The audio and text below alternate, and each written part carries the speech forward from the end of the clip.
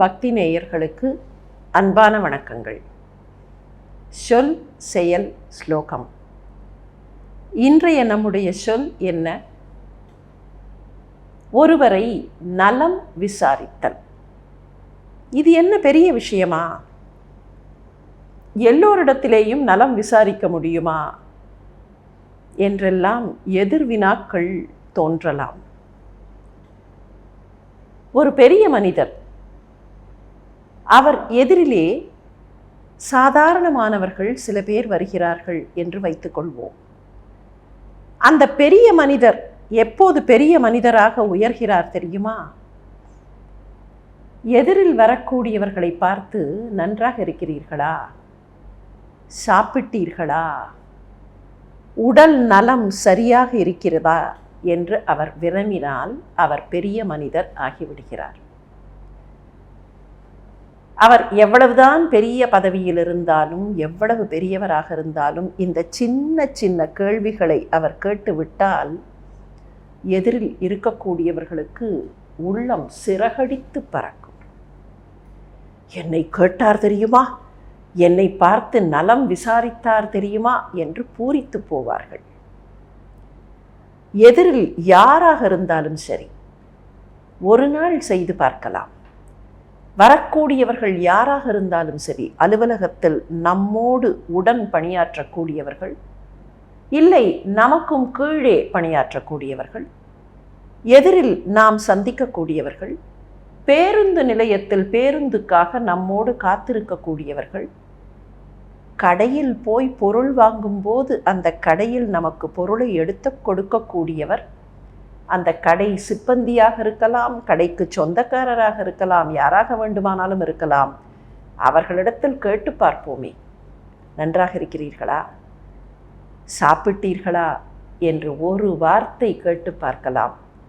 அந்த வார்த்தை தரக்கூடிய பலன் எவ்வளவு பெரியது தெரியுமா? கேட்பவருக்கும் அதனால் பலன், அந்த கேள்வி யாரை பார்த்து போகிறதோ அவர்களுக்கும் அதனால் பலன். நம்மை நலம் விசாரிப்பதற்கு ஒருவர் இருக்கிறார் என்கிற அந்த ஒரு உந்து சக்தி, ஒரு தன்னம்பிக்கை அவர்களுக்கு வரும். நாம் நலம் விசாரிப்பதற்கு நமக்கும் ஒருவர் இருக்கிறார் என்று சொல்பவருக்கும் அதனால் ஒரு உந்து சக்தி வரும். இரண்டு பேருமே உயர்வதற்கான ஒரு சொல்தான் நலம் விசாரிக்கிற சொல். அதை செய்து பார்க்கலாமா? சரி, அந்த சொல் தரக்கூடிய பலனை அனுபவித்தால் இன்றைக்கு நம்முடைய செயல் என்னவாக இருக்கலாம்? நம்முடைய செயல் எப்படிப்பட்டதாக இருக்கலாம்? சில நேரங்களில் உலகம் அமைதியாக இருக்க வேண்டும் என்று ஆசைப்படுகிறோம். உலகம் அமைதியாக இருக்க வேண்டும், ஊர் அமைதியாக இருக்க வேண்டும், சமூகம் அமைதியாக இருக்க வேண்டும் என்றெல்லாம் ஆசைப்படுகிறோமே.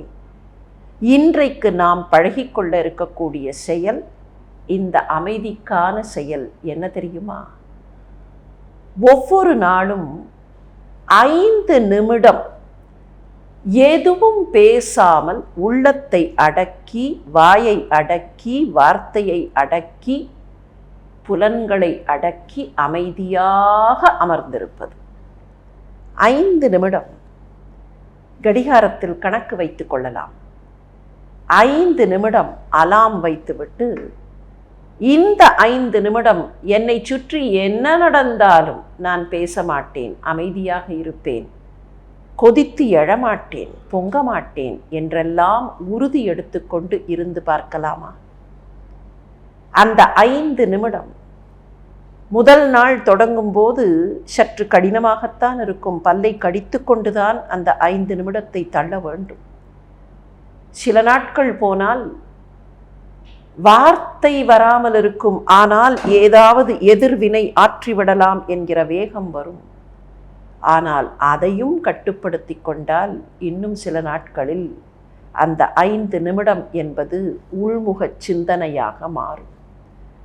இன்ட்ரோஸ்பெக்டிவ் என்பார்களே, அப்படி உள்முக சிந்தனையாக மாறும். உள்முக சிந்தனை காலப்போக்கில், பயிற்சியில், இறைவனை சந்திக்கிற, இறைவனையே நேரடியாக காண்கிற அனுபவமாக மாறும்.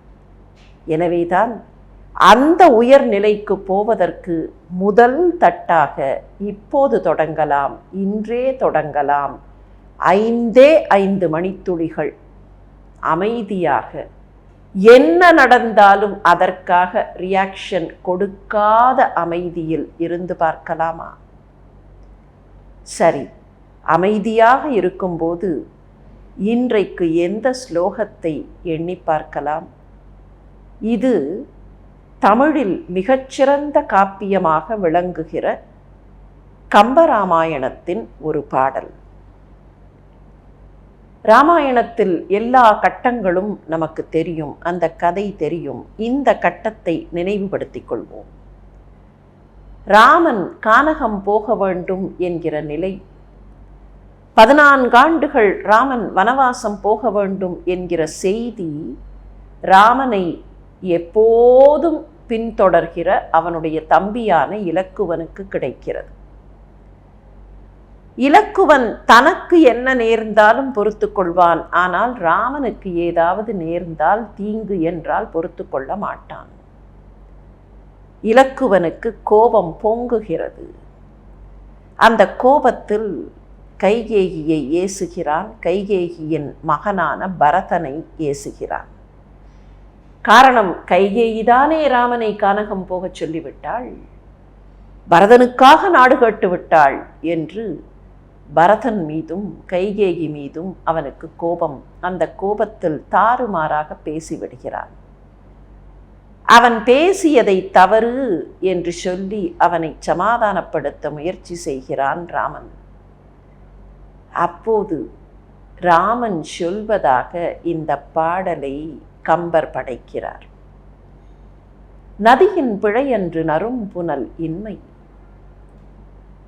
பதியின் பிழையன்று பயந்து நம்மை புறந்தாள், மதியின் பிழையன்று மகன் பிழையன்று, இது விதியின் பிழை, இதற்கு என்னை வெகுண்டது என்று ராமன் பேசுகிறான்.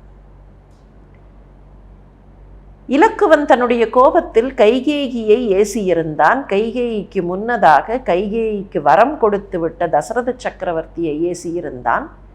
கைகேயியை தொடர்ந்து கைகேயியின் மகனான பரதனை ஏசியிருந்தான். இந்த மூவரையும் அவன் அவதூறாக பேசியது தவறு என்று குறிப்பிடும் விதத்தில், பதியின் பிழையன்று, பதியாக தலைவனாக இருக்கக்கூடிய சக்கரவர்த்தியின் பிழை இல்லை, பயந்து நம்மை புறந்தாள் மதியின் பிழை அன்று, நம்மை பெற்றவளாக இருக்கிறாளே தாய், அவளுடைய பிழை இல்லை, மகன் பிழை அன்று, அவளுடைய மகன் பரதனின் பிழையும் இல்லை. இதற்காக கோபப்படலாமா என்று கேட்டுவிட்டு ராமன் சொல்வது என்ன தெரியுமா? நதியின் பிழை அன்று நரும் புனல் இன்மை, இது விதியின் பிழை. அப்பா, இது விதியினுடைய பிழை, இது இவர்கள் செய்த பிழை இல்லை, இது விதியின் பிழை. ராமன் இப்படி சொல்வதற்கு என்ன காரணம்? சாதாரணமாகவே ஏதாவது கெடுதல் நடந்தால் அதை விதி என்று சொல்லி நம்மவர்கள் ஒதுக்கி தள்ளுவது உண்டு. டெஸ்டினி என்று அதை சற்றே பரிகாசமாக கூட இப்போதெல்லாம் பார்க்கிறோம். இது என்ன விதி விதி என்று சொல்லி ஓரமாக ஒதுங்கிக் கொள்வது இல்லை. விதி என்று சொல்லுவதற்கு ஒரு காரணம் உண்டு. விதியை வெல்லலாம் என்பது போல பாடுகிற வள்ளுவ பேராசான்தான் ஊழில் பெருவலி யாவுள என்றும் பாடுகிறார். விதி என்பது it is a practical solution. எனக்கு வந்திருக்கக்கூடிய துன்பம் வேறு யாரோ தந்த துன்பம் இல்லை, என்னுடைய சுய செயல்களால் வந்த துன்பம் என்றால் அந்த துன்பத்தினுடைய தாக்கம் குறைவாக இருக்கும். வேறு யாரோ எனக்கு துன்பம் தந்து விட்டார்கள் என்று தோன்றத் தொடங்கிவிட்டால் அவர்கள் மீது கோபம் வரும், அவர்கள் மீது ஆத்திரம் வரும், ஏதாவது செய்து விடலாமா, வஞ்சம் தீர்த்து கொள்ளலாமா என்றெல்லாம் தோன்றும், காழ்ப்புணர்ச்சி அதிகப்படும். ஆனால் எனக்கு வந்திருக்கிற துன்பம் என்னுடைய சொந்த செயலால், நான் செய்த விதியால் வந்திருக்கிறது என்றால் அப்போது அவர்கள் மீது கோபம் வராது, சமூகத்தில் ஒற்றுமை குலையாது. விதி என்றால் ரூல் என்றுதான் பொருள். நான் முன்னர் செய்தது எனக்கு இப்போது வருகிறது என்பதுதான் அந்த ரூல். எனவே இந்த துன்பத்திற்கு நானே காரணம் என்கிற போது அடுத்தவர்கள் மீது காழ்ப்புணர்ச்சி வராமல் இருக்கும், வஞ்சம் தீர்க்கிற அந்த எண்ணம் வராமல் இருக்கும். நம்மை நாமே சுய பரிசோதனை செய்து கொள்வதற்கு இடம் கொடுக்கும். ஆகவேதான் அவ்வளவு பெரிய கதை நாயகனாக நிற்கிற ராமன் கூட இது விதியின் பிழை, இதற்காக நீ கோபப்படக்கூடாது என்று இலக்குவனிடத்தில் பேசுகிறான்.